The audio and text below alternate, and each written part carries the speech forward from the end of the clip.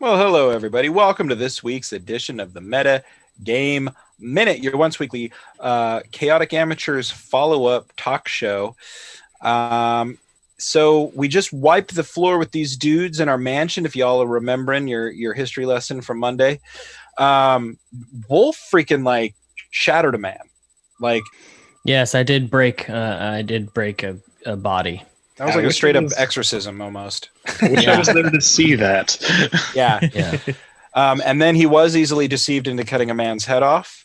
Yes, I was easily deceived into doing what you want me to. I now know that I can really point Wolf at a lot of my problems just by mentioning Cord. So that's and happen. I am now realizing that might be a problem later. Probably shouldn't have made that character decision, but I did, and we're going to stick with it. Master Wolf, Mr. Scory Telbrun over here said that Cord has a big dumb butt head. He does not have a big dumb butt head. He's a big dumb butt head. I will cleave it from his head. And we had some cool stuff. Thank you, Ball, for playing into my sweet setup to get the vault open. I was gonna do that from the get-go, but Caleb really wanted to humiliate me. Yeah, definitely for the history that Ball has, it makes a lot of sense that he would just be, it makes sense. Zephyrus opened the door by using me. I'm like a tool that he uses. I enjoy that perspective. So let's quickly go around the horn a little bit, talk about our favorite moments or favorite things. It was just a lot of combat, a lot of chasing people this episode. Let's go ahead and do reverse order this time. Let's start with Ball. Go for it. Knock that guy out. Oh, yeah, the Haymaker. I forgot about that. Yeah, I got to use my special ability, the Haymaker. You're the one punch man. Yeah, basically. Yeah, essentially. Yeah, it's I subtract my proficiency modifier when attacking, and I get to add double my proficiency as damage if I hit with it. So nice. I figured since he was being held and stuff, it would be a good time to use that Haymaker, and it did the damage I wanted it to. I like the imagery of it too, because it's just I'm just really pulling it back, and all of these pistons kind of extend and punch out of the fist. Yeah, that's really dope. But yeah, he's dead. I don't think Ball's ever killed a person before, so that kind of weird. But really, you in our adventure so far, your character hasn't killed anyone? I don't think so. I don't think we've killed any people. Right, yeah. So. Probably some Warforged, but... Spiders and Warforged, yeah. But... people to Ball, but to the rest of us. Right. That might explain also... That might also explain why he was so nonchalant about me ordering Wolf to cut that man's head off. Because he was probably maybe dealing with the internal conflict of having killed that other guy in there. He's just like, what did I do? And I'm like, cut his head off, Wolf. It's true. Well, normally I imagine I wasn't even in that. I was thinking I was probably hanging out in that room and trying to figure out stuff.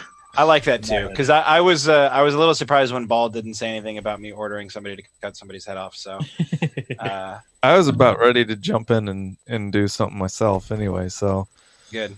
Yeah, I was hoping that if we captured that guy alive, I was totally hoping to ask somebody to execute him for me. Like that. So I don't know. That's kind of my petty little revenge on that.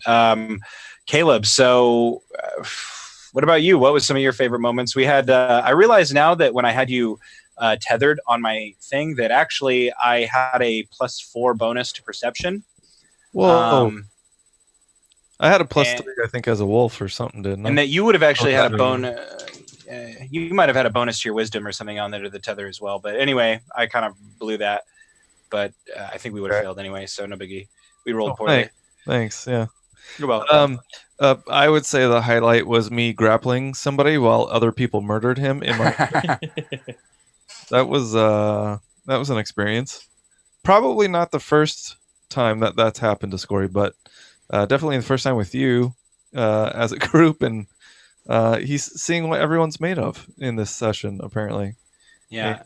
And, I think he's got a moral compass, but it's a little off, and so he's kind of got some admiration for the people he's now in a group with, like willing to get things done when there has been a wrong done, no matter if it's slightly questionable in terms of moral and legal code for the region. Well, they were trying to kill us too. They, really hurt Chain and really hurt Riff, and it's justified. They pushed me off a fucking balcony. Yeah, we were certainly defending ourselves and fully within our rights. Like, sure. But when I'm grappling, they're good kills. When I'm grappling somebody, they're arguably in control, and then people are just like, and then we're defending ourselves from the possibility of them hurting us if they escape. Yeah. Per the legal code of Tyrlin and the Tyrlin revised statutes, it does say that if you have a man grappled, that you cannot use more. Believe force. There still may be a threat. Yeah. So there you go. I definitely was hoping to keep Board alive. Well, kind of. I was hoping to keep him alive just long enough to get some stuff, but definitely planned on murdering him just for the slight of coming into the house without an invitation. Zephyrus is extraordinarily petty, so he's kind of relieved that he's dead without you guys having to know that I was going to offer a man life and then rescind that. My thing that I'm curious about is like, so was Bard in on it too? Is that who the other guy was? It was Bard and Board? Yeah, it was the two of them, Bard and Board. Bard was like the leader. Yeah, because Bard was the one that I think I spoke to directly about making the bet. Like, I don't really think I spoke with Board. So Bard played us then as well. Yeah, he's in on it, and we are going to have to go extract some retribution at some point about that. And what's really fun, and just since we're metagaming, I can make myself look like whoever I want to look like with my sweet, sweet warlock abilities. So maybe I just make myself look like Board and like, hey, Bard, and then we just shiv him to death. I mean, right? or get the password first. How tall are you? I'm pretty short. I'm like, I think I'm like less than 5.5 feet tall. I wanted to make Zephyrus a big personality, but a very tiny stature. Yeah, it might be close. You might have to stretch the dwarf physique a little bit. I was thinking about doing that to Board on top of the stairs, but full well knowing that it might not fit exactly, but just like as he's turning around, he sees me, type of thing. Mm-hmm. We'll get there. It doesn't have to be perfect. That's the whole. Did we run into this Marvin fellow before? I don't think so. I don't remember anybody named Marvin, but he's fucked too. So yeah, he made the list. Yeah, he's definitely right there at the top. Riff just been the guy that sent the drugger guy. That's fine. He might have been just like someone who just contracts people. Like they probably contact him, like, "Hey, can you send us a couple guys because we want to do this job?" I don't think that guy's probably not some criminal mastermind. I would think. I don't get that. I'm going scorched earth on this criminal organization. It sounds like you're going scorched. Yeah, you're like Al Pacino in The Godfather at the end. You're just killing all the enemies. They pushed me off a balcony, sir. So. Yeah, and I look at my wife and I'm like, look, you can ask me about my business this one time. And she's like, did you do it? I'm like, no, fuck no, I didn't do it. Meanwhile, I got all my guys like kicking people's teeth in. Yeah. Riff, let's go to you. What was your favorite highlight of the episode? I'm glad I didn't go down in the fight. Yeah, I got pretty close there. Yeah, I'm curious about. I'm glad I got to use the blowgun. I thought that was going to like really do some business, but I forgot. For whatever reason forgot that he was a dwarf multiple times. They got 2 livers. Yeah, redundant livers, and but like I don't know. I felt the last 2 episodes. I felt well. I mean, I did some damage finally, and I think at the beginning of this episode, like when he had him in a headlock or whatever in a reverse naked choke, and I like stabbed him and kicked him. And then fucking Milo just blasted him. I don't know. I felt kind of useless once and I really want to like the following day. I want to because I mean I'm gonna go to sleep and regain my stuff, but I really want to check down in the hole that was dug because like I noticed that was like dug out more and that sort of stuff. And for whatever reason, my thing was like, then they dug up into the office, and then that's how they were going to get the shit out. But I was like, or they could just, take it out the front door because I didn't think anybody was home. So I don't know what I was fucking thinking half of the time.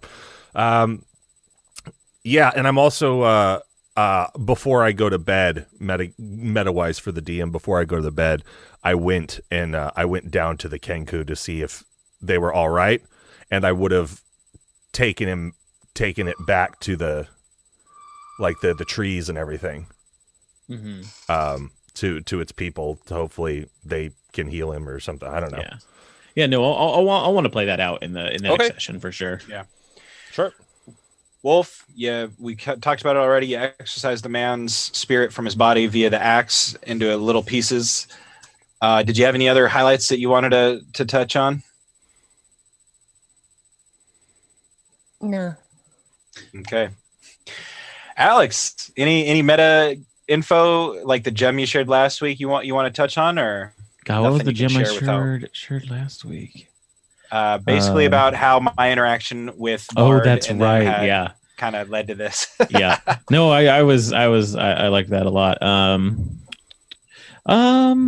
Here's a metagame question for the DM. Yeah, go ahead. Which one of the guys knew the phrase that we need right now? Here's the metagame answer. It's most likely in the Thieves' Cant note. Okay. Yeah, I kind of figured that. Yeah. Okay. Cool. And if you had somebody that knew Thieves' Cant, you'd be able to read it immediately. Otherwise, you'll just have to die with everyone else. Yeah. But you've got the tools to be able to find that. It'll just take some time to do that. Great, guys. Well, this has been this week's episode of the Metagame Minute, your once weekly wrap-up show for Chaotic Amateurs, available free every Thursday wherever you get your podcasts. Come back Monday, see how we get ourselves out of the pickle that we just described. No, there's no pickle. See how we get the vault open, see what we do in our downtime. Willem is going to have to calm his nerves with some sweet grass or something. So anyway, we'll get back to it next week. Thanks a lot, guys. Grab your sword and keep on adventuring.